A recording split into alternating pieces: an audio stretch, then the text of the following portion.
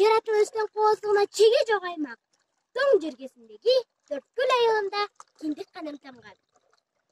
Көл жээгинен бир нече чакырым алысыраак жашаганына карабай, көлдүн шарпылдаган добушу, соккон сыдырым жели кулагыма жаңырып турган сейт.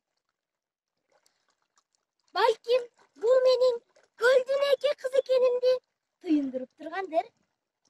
Жогордагы ой чабытым менен мен эмнени айткым келип турат?